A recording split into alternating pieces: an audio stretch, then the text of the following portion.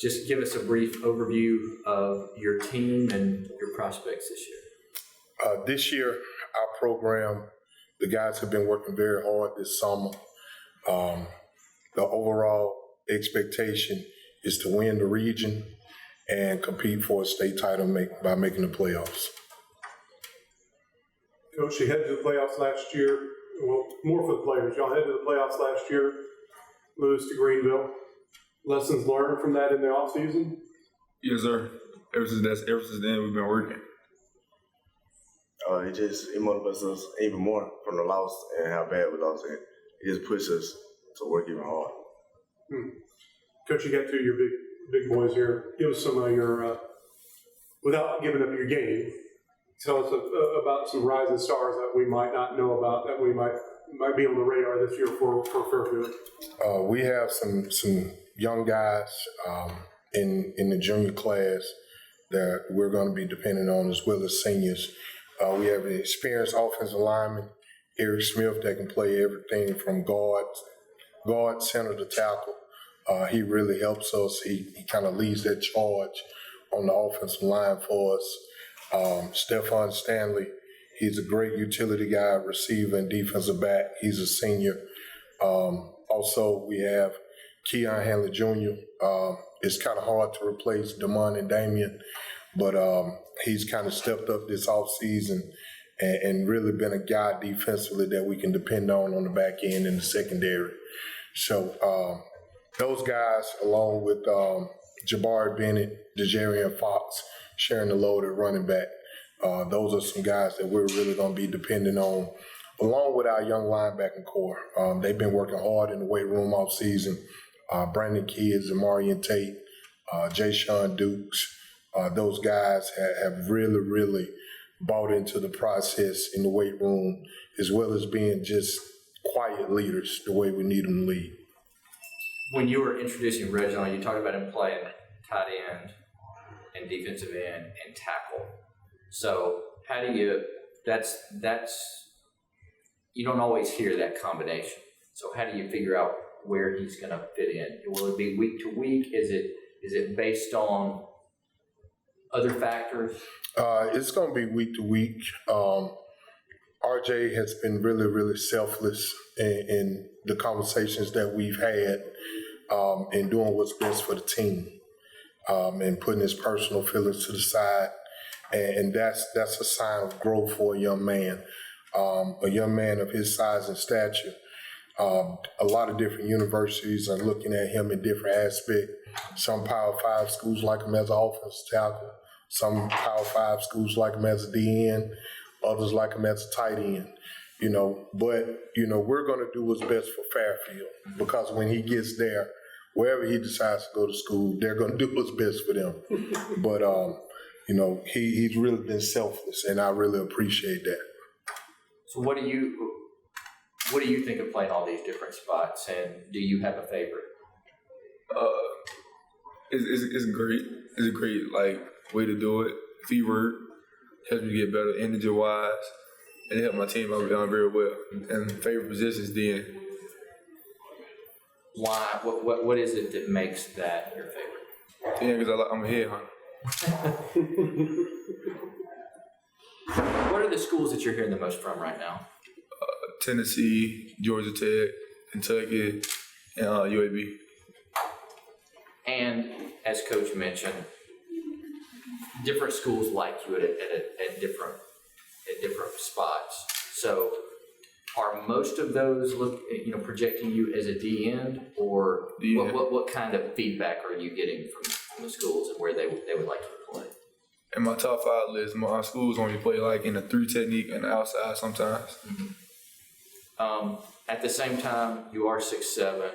You have those long arms. I'm sure coaches talk to you about how that can be attractive as an offensive lineman. I'm not sure how much you've played offensive line to this point. So, what do you think of playing tackle? I played my 10th grade year. I did very well at it. It's easy. It's easy. What do you think of that, Coach? For the players, social media has really made a big impact in the last couple of years. What do you guys do game day, during the week, Do y'all use social media at all, or do you stay off of it? What's your thoughts on it? I post from time to time during game week. Let our team know we ready. Let the world know we ready, and just play. I just usually just stay off social media and just check everybody and just see what they do. Coach, what training do you do with the guys in about social media and about what not to do and what to do? And You know, I'm not a big person on trash talking. You know, I feel like we have to earn the right by the way we prepare every week to earn the right to go 1-0. We have a policy that I implemented starting this spring. You know, on game days, I collect all cell phones. You know, no social media, no texting, you know, no communication with your girlfriend via phone, none of that. You know, because I just feel like sometimes technology, even though it's great, it can be a distraction. So we try and limit the things that we use technology for on game day, you know. But for the most part, our guys, they stay off social media. You know, we got one trash talking, he right here. And, you know, I allow him to have his fun, but he knows the restraints to what to use social media for. For the players, what was that like the first time Coach had a bag and said everybody's got to put their phone in it? It was pretty hard. Everybody was using their phone for the games, and he really just threw everybody out. But we just conformed and just gave it to coach. What do you think, Ray? See, I was so used to it from AAU season. We used to get our phones took every game day. Okay. Every weekend we got our phone took. So when that bag came, I just put it in there and went away.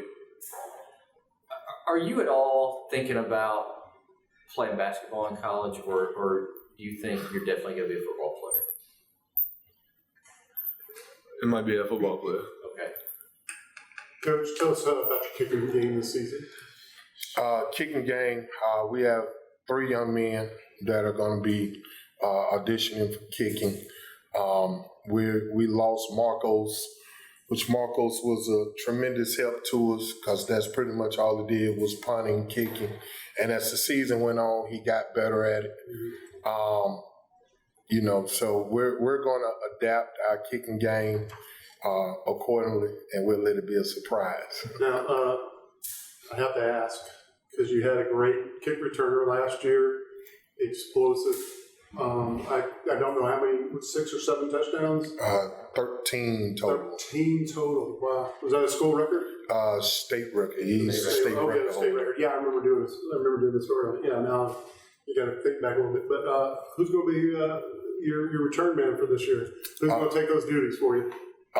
We're going to look at 5 different young men. Of course, Jabari Bennett, he did a great job for us last year. He was another young man. A lot of people didn't pay attention to it, but he averaged over 20 yards of return in punt game and about 27 yards of return in kickoff. So he's an explosive guy. Lil Keon, we're going to have some guys that can give us a chance. Malachi's back. Yes, Malachi. And might he also return to? Oh yeah. Now, did I see right that did you guys install new turf? Yes, we and did. Is it turf and not grass? It's turf. Okay. How does that change the game for you guys? It's great. It's just great. It looked good in the pictures. Yes, sir. You gotta see it in person. And you know, while it wasn't a huge deal, you guys, I mean, the previous field, you know, you had the track that infringed on the end zone. Is all of that fixed? I mean, Yes. Hey, it's a beautiful sight. You know, we just want to thank our school district. You know, for our superintendent, Dr. Thompson, our director of operations, Mr. Curry, for having that vision to push forward with this opportunity to get the turf. And it's something that the community of Fairfield needs. I think you all will be surprised that's not the only thing we're doing to the stadium. Our first home game is not until September 20th. So we got a chance, we're going to get a chance to take our time and do it right and add some more amenities and some upgrades to the facilities. to attract kids back to our school district. That's the number one thing. You know, it is. Everybody say you're not recruiting, but you know you want people to live in your school district, so you're attracting people to come back to Fairfield. So the buzz has been great with alumni.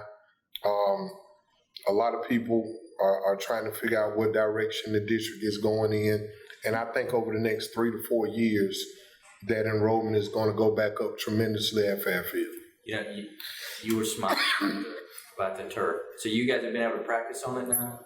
Yes. What was your first thought when you, I mean, what was it like the first time you got out there on it? What were you thinking? What was it like?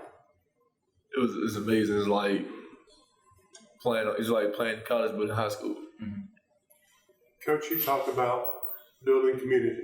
You've been there for 2 years now. We know that Fairfield has not been the most pleasurable place for kids to come and play. What have you done with the community to build that pride back up, to get students back into the program, to build Fairfield Tigers back to a winning team? Well, one thing, I think we have a great relationship with our alumni association. Our boys do an outstanding job when they need us to do community service. They're there. They do it with no hesitation. And the number one goal is it's about what the program stands for and what I stand for, which is academics first. Your kids have to come into this program understanding that they have to be men of character. You know, I'm gonna ride you about the things that matter the most to me, which is you graduating, getting a high school diploma, and push it forward out of Fairfield. So it's the things that matter 10 years from now, not just right now. You know, wins and losses come, and wins do matter. But I feel like if we do it the right way, you know, people will be intrigued and they'll bring their kids to the community of Fairfield and be a part of the program. For the players, Coach said earlier that the goal was to win a region championship. And that's a big goal. You looked at the other people, Ramsey, Pleasant Grove, Briarwood, all won 9 or more games last year. So for the players, what do you guys feel about that goal, and why do you feel like maybe you have the team that can accomplish it? Since we lost to Greenville, all we did was believe in the process, and we all work to work every day. We hold everybody accountable before they ask us. What do you think, Omar? We just have to line up and play. We've been working all summer, and I feel that we put in the work to be the best team. For Omar and players, you've been there 2 years with Coach. What's the biggest change you've seen? Work ethic, for real. Because when I first got there, everybody was working, but everybody was working by themselves. But now we buying in, everybody working as a team, and everything just molded in together like we need to. Everybody cares.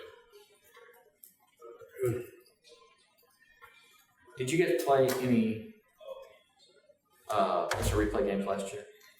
No. And will you guys have it at your stadium this year? We're working on it. We're looking into it. It's possible. It's possible. Thoughts on it? Thoughts? It's needed. In the game of football, there are a lot of missed calls at times. You know, it's human error. It's going to happen. And sometimes I feel like it gets a little emotional. And sometimes, you know, and I'm not one that believes in arguing with referees. And I'm not going to allow it with my staff or myself. But sometimes, you know, I'm looking and I'm like, I sure wish we had instant replay because I challenged that call right now. Players, do y'all think much about instant replay at high school level? From time to time, I did. During last season, I really did. I think it's needed. I do think it's needed because there's a lot of college that could have